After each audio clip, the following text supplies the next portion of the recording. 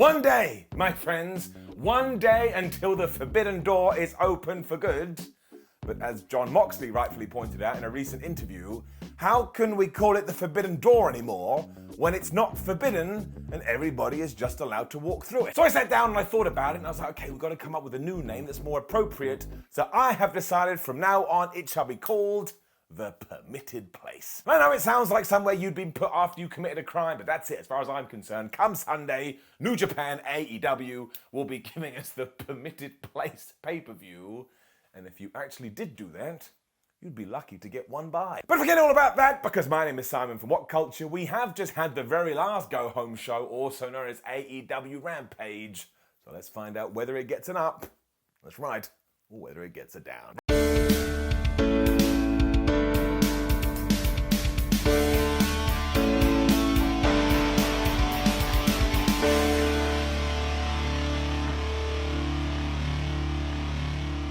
Right, so here is the deal. The first match on Rampage was Andrade versus Rey Fenix, and this is because I guess they were going to do this on the pay-per-view, but they're not able to because of wrestling politics. So Tony Khan said, didn't have a microphone, Tony Khan said, why don't you guys go out there and have the match you would have done on that show? Flub me sideways, they went and did that. Because this was pure fire. I mean, there's no words I can say to do it justice. I mean, in the first 8 seconds, we had this nuts Hurricane Rana that Phoenix basically got on Andrade after he caught him in midair. Then we had this fireman's carry that looked like it absolutely killed Phoenix. And then they were both doing variations of the Three Amigos, transitioning and reversing it, and it ended in one big brainbuster. It knocked Andrade out the ring, so Phoenix hit this insane dive. But then when he went to climb to the top rope, Mr. El Tranquilo was back, and he just pushed him off. And I've said it before and I'll say it again, that is attempted murder. Andrade realized this too, so he tried to win by countout, and I was laughing. Can you imagine if this match had ended that way? It didn't. Instead, Andrade foot stomped Phoenix so hard, I swear his soul escaped from his body, and then they were reversing out of cutters just so they could hit cutters, and the impact on this, Andrade's head went right into the floor. And the only reason I'm laughing is because I couldn't believe it. None of that worked, so they started to punch each other on the face, and when they were fighting on the apron, Andrade went to knee Phoenix right in the face. Phoenix got out of the way, so Andrade's knee went right into Rita the ring post. And this is one of those moves when people go, oh man, wrestling is so fake. He took his joint and he smashed it into steel, even if it was made of rubber, which it's not, that is going to hurt. We then got a top rope Spanish fly, because of course we did, and just when it looked like Andrade was going to lose, Jose, his assistant, put his foot on the rope, and then he passed in the iPad. And this also makes me chuckle as well, because why would you ever hit anyone with an iPad? They're expensive. It didn't work because Aubrey Edwards stopped this right in the act and said, don't you dare do that. And this is when Rey Fenix did another crazy dive. But then back in the ring, Alex Abrahantes and Jose were fighting. It was just like, well, we haven't done that. We've done everything else, so why not? This was just insane, even more so, because this is when Roosh decided he would come down to the ring. He found Phoenix on the I-way and he just booted him right in the balls. And I'm sorry, we talked about it before. Dick shots are always the worst shots. He rolled him back in the ring. Andrade hit the tornado DDT, not tornado, the hammerlock DDT. 1, 2, 3, and you just got to give it a round of applause. Make sure you go watch this up. Afterwards, Andrade and Rush put on their Los Ingobernables shirts. I know I didn't say that right, but you can go through every single ups and downs video in the past and see that I've never said it because I can't do it and I didn't want to embarrass myself, but it's caught up with me. And because they're assholes, they tried to take off Phoenix's mask. This is when Penta ran out with a shovel. And I was like, yeah, that will do it. If you want a weapon, bring a shovel. So this is just one massive round of applause all round. They are such terrifically good wrestlers. And if I ever see anyone on social media going, oh man, I don't get it, that's cool. You're allowed not to get it, but do not say they're not talented, because their talent is through the roof. Eddie Kingston then cut a promo about the forbidden door, the permitted place, and that he's more interested in blood and guts, because when we get to that show, he wants to drink Chris Jericho's blood. He wants to know how it's gonna taste. So he's a vampire now, and he said other words here as well. I think we need to talk about. And then, well, Swerve Strickland and Keith Lee were here, and they told us that come the pay-per-view, they are going to have a tag team match because they're taking on Kanemaru and they're taking on El Desperado. Now, Swerve was all excited about this, but Keith turned to him and said, well, have you not been watching the YouTube show where we were? I don't think we're on the same page. And this is all good, and I'm glad that they are being featured, but these little 30-second Rampage segments between these two are actually kind of doing more harm than good, because I think they're terrific and I love them with all of my soul, and I keep getting a little tease and a little tease and a little tease. Oh, it's just taken away from me again. Also, that Battle Royal was ages ago now.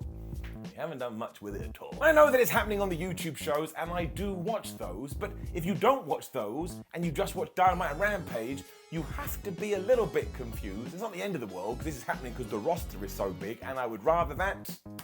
But I have to go with my Tum Tum Fields. Let's get it down. Powerhouse Hobbs and Ricky Starks were also not on this show, and I want to see that big Team Taz and them explosion.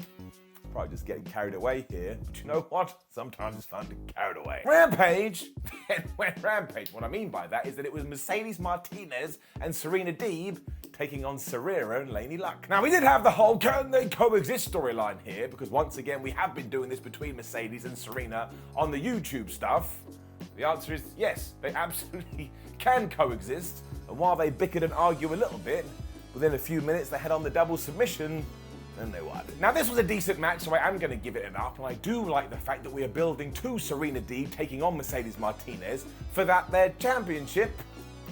But it also ties into what I just said. I think if we are going to try and have this tangent or this flow or this connection between Dark and Elevation and Rampage and Dynamite, that you at least need a clip or something, and the commentators did talk about it, but I just think some people are gonna be super duper confused. And I actually think it would have been better here to have done a backstage thing when Mercedes and Serena were getting into it, like, oh man, we've been doing well on the YouTube shows, we don't really get on. No, that's true, I want to fight you for your belt. I mean, you don't say it like that because it would be terrible, but once again, that was just my major takeaway. And I like Rampage, and I love the fact that Tony Khan is trying to feature everyone, but you do just need to have that tiny seed.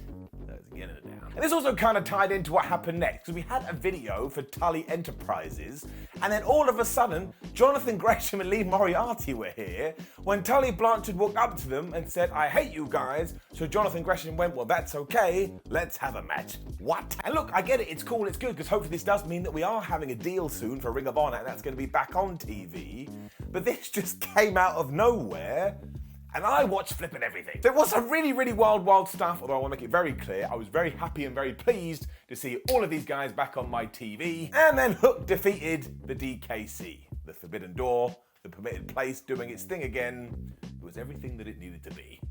I mean, I'm not sure how you could do this better in less than 2 minutes. I mean, DKC did get some chops in there, but eventually Hook was like, don't mess up my hair, you absolute jabron. He locked in the red rum, he got the tap-out submission win, and he just remains great. I mean, we are going to have to do more with him soon, but at the moment, I love it. But they just had the best segment with the Acclaimed and the Gun Club, because Billy Gunn told them, hey, I've got you a match at the pay-per-view, and Austin and Colton thought this meant they were going to Japan. They're heroes, they're wonderful, and I hope they are the tag team champions soon. Eventually, Max Caster and Anthony Bowens told them, no, we're going to Chicago, you absolute morons. These 4, 5, Billy Gunn 2, all of them are just the best. Which also gave us our main event, which was Jeff Cobb taking on Cash Wheeler. I mean, they are such good wrestlers. I mean, Cobb was just insane here because he dropped Wheeler over the top rope onto his throat. It was like, oh, I can't breathe. And he hit this awesome back suplex. And because they spilled out to the ring, they started to brawl. Happens a lot. Jeff is obviously much bigger, so he used this to his advantage. And I swear at one point, he had Cash up for a suplex for around about, well, I think it's still going. I've stopped to make this video and I keep looking and I keep looking and I keep looking. It never ends. Cobb also hit a standing moonsault because of course he did. Doesn't matter if you're an absolute giant, you should be able to do that in 2022 wrestling. And this is when Cash was getting worried, like, what do I do? What do I do? So you know what he did. You're fighting a bigger guy, you give him a chop block. Sadly, Wheeler had tweaked his knee at some point, so when he went for a suplex, he wasn't able to do it. Although, let's face it, it probably would have been a bad idea anyway. But he did eventually hit this sunset flip power bomb, And even though he only held Jeff Cobb up for around about 8 seconds, less than that, like 4 seconds, it was amazing. It then got even better because Cobb went for the Tour of Islands, but Cash reversed it into the most devastating move in all of sports entertainment. And while this only got 2, I would have taken it as the finish. Willie was then doing this all over the shop, and eventually it just pissed Jeff Cobb off because he hit him with this German suplex, which was horrible, and the Tour of the Islands, and he got the 1, 2, 3. And this was 100% the right winner because I have convinced myself that FTR are going to win on Sunday. So this is the way you go, hey, New Japan, here's a little something. Now give us your IWGP Tag Team titles up. The Great O'Khan came out to celebrate afterwards, but Dax Harwood must have been watching this because he ran out. This just triggered an insane brawl. I mean, everybody was here. Well, Ospreay, Aussie Open, everybody you can think of. And if you think the Dynamite one was good, this may have been even better. Caprice Coleman had also joined commentary for this match, and the way he sold this was tremendous, like it was an actual sport. Although the absolute highlight was Chris Jericho was also on commentary. Eddie Kingston jumped him and tried to gouge his eye out with a pen. So all the commentators were going, our pens, they took our pens. And even though Jericho kept escaping, can't even talk, Eddie Kingston kept catching up to him, and every single time the fans cheered. This is one of those moments where it's like, this is why I love wrestling. It's so goofy, but also so aggressive, and it's so violent, and yet I'm totally emotionally involved. Bravo. You also had war and power drivers going on all over the place when eventually Rampage did go off the air. So seriously, if the idea here was to pump you up for the permitted place, it absolutely did. And just for this segment alone, which only went on for about 3 or 4 minutes, I am giving it an up. I had a great old time. Which brings us to the end of Rampage, and yes, there were a couple of downs in there, but this is more my personal preference, and they weren't big problems at all, so it is gonna get an up. And am I ready for, I'll say, the Forbidden Door? You bet your ass. Now please do leave a comment below and let us know what you thought about last night's episode of Rampage. Like the video, share the video, and subscribe. Head on over to WhatCulture.com where you can read yourself some articles. Make sure you follow us on social media. And look, SmackDown Ups and Downs will already be live, and there's a toy rainbow on it. Go watch it. My name's Simon WhatCulture. Please do enjoy the pay-per-view, because look, no matter what you think about it, it is quite special promotional warfare. And I'll see you soon.